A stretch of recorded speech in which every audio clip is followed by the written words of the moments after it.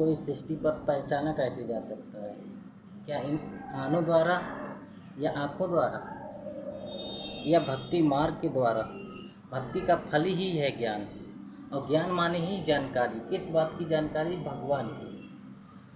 गीत भी बहुत सुंदर निकला है, पता नहीं किस रूप में नारायण मिल गया। तो नारायण किसे कहा जाता है? नार माने ज्ञान जल, यन माने घर, जिसका ज्ञान जल ही उसका घर है। वो कौन है? भगवान, जिसे नारायण कहा जाता है, जिसके मुख से ज्ञान ही निकलता है, टपकता है। तो उसे हम कैसे पहचानेंगे? कहा जाता है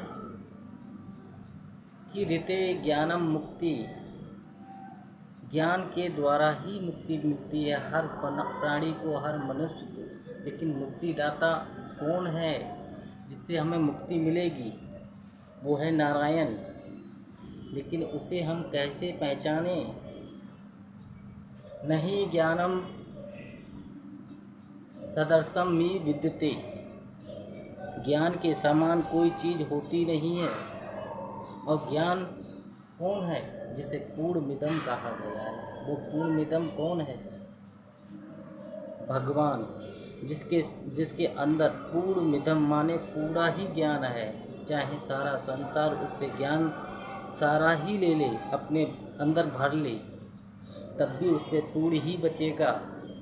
जैसे समुद्र पूर्ण है, समुद्र में से नदी, नाला, गंगा, जमुना सारा ही जल ले लेती हैं, लेकिन तब भी उसमें पूर्ण ही बचता है। वो कौन है?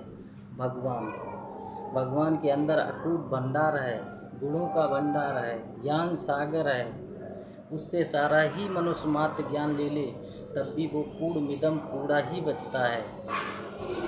भगवान को ज्ञान द्वारा ही पहचाना जा सकता है, मन बुद्धि रूपी द्वारा ही पहचाना जा सकता है। राम राम सभी के लिए।